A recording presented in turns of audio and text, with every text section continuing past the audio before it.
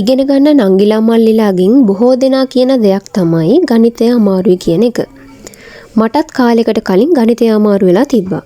හැබැයි ගණිත ගැටලුවක් විසඳද්දී මෙන්න මේ පියවර අනුගමනය කරාට පස්සේ මං විසඳන ගණිත ගැටලු වර්ධින සම්භාවිතාවේ සෑහෙන ප්‍රමාණයකින් අඩු කරගන්න මට පුළුවන් වුණා. ඉතින් ඔයා මෙන්න මේ පියවර 5 අනුගමනය කරනවා නම් ආය කවමදාවත් ඔයා ගාණක් වර්ධන එකක් නැහැ.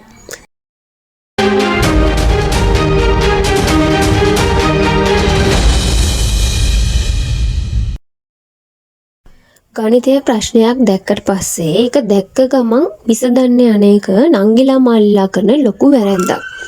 ඉතින් ගණිත ගැටලුවක් විසඳන්න කලින් ප්‍රශ්නේ හොඳට කියවලා ප්‍රශ්නේ තේරුම් ගන්න ඕනේ. ඉතින් ඔයාගේ මොලේට ලේසියෙන් ගාන තේරුම් ගන්න පුළුවන් විදිහට ඔයාට කරන්න පුළුවන් දෙයක් මං කියන්නම්. ඔයා ප්‍රශ්නේ කියවලා මේ ප්‍රශ්නේ තියෙන වැදගත් කරුණු යටින් ඉරක් ගහගන්න. මෙන්න මේකෙන් ඔයාගේ මොලේට හරිම පහසුවෙන් මේ ගාන හදන්න ඕනේ වෙන දත්ත ටික හඳුනා ගන්න පුළුවන් වෙනවා. උදාහරණයක් විදිහට මෙන්න මේ ගාන බලමු. තිරස් බිමක් මත කොඩි ගසක් සිටුවා ඇත. කොඩි ගස පාමුල සිට මීටර් 20ක් ඈතින් වූ තිරස් බිමේ ලක්ෂයක සිට බලන විට කොඩි ගස මුදුන පෙනෙනුවේ අංශක 50ක ආරෝහණ කෝණයකිනි. කොඩි ගසේ උස සොයන්න.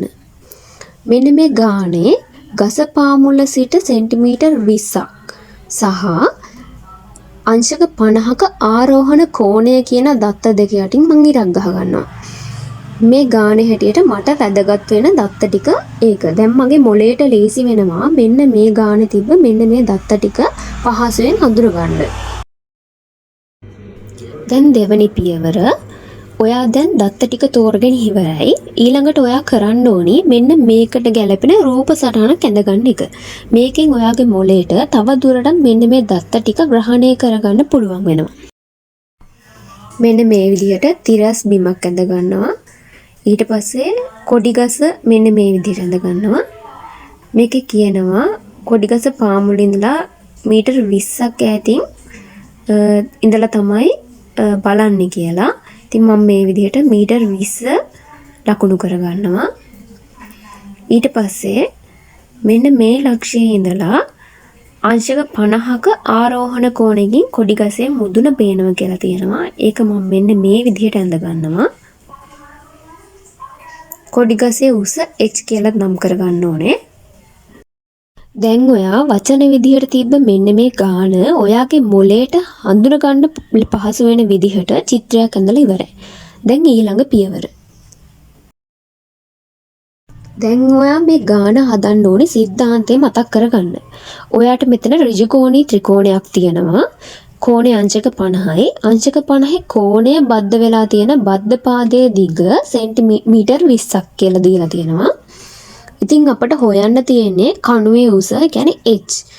ඔයාට මේ වෙලාවේ ත්‍රිකෝණමිතිය පාඩම මතක් වෙන්න ඕනේ. දැන් කරන්න තියෙන්නේ ත්‍රිකෝණමිතිය සිද්ධාන්ත මෙන්න මෙතනට දාන එක. ඉතින් මේ තියරි පාර්ට් එක ඔයා හරියට ඉගෙනගෙන හිටියේ නැත්නම් ඔයාට ගාන හදාගන්න බැරි වෙනවා. ඉතින් තියරි කොටස් ටික මතක තියාගන්න අමාරු නම් ඒවා මතක තියාගන්න සරල ක්‍රම පාවිච්චි කරන්න. මෙතනදී නම් සක සයින් බක කොස් සබ ටෑන්. ඉතින් මේ තියෙන්නේ හැමෝම දන්න ත්‍රිකෝණමිතිය මතක තියාගන්න සරල ක්‍රමයක්. ඉතින් මෙතනට අපි බද්ධ පාදය දන්නවා සම්මුඛ පාදය හොයන්න තියෙන්නේ. ඉතින් සබ ටෑන් ඒ කියන්නේ සම්මුඛ පාදයේ බෙදීම බද්ධ පාදය. ඉතින් මේ විදිහට අපිට මේ ගාන හදන්න ඕනේ තියරි කොටස මෙන්න මෙතනට දාගන්න ඕනේ. ඊළඟ පියවර කිසිම පියවරක් මග හරින්න එපා.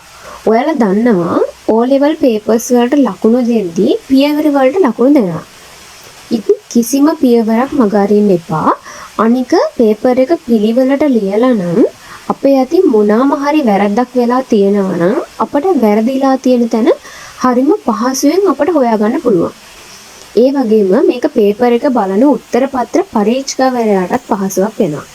ඉතින් කොයිම වෙලාවකවත් කිසිම පියවරක් මග හරින්න නැතුව හැම පියවරම පිළිවෙලට ලියලා ගාන හදන්න ඕනේ. පස්වෙනි පියවර සුළු කිරීම හරියටම කරන්න.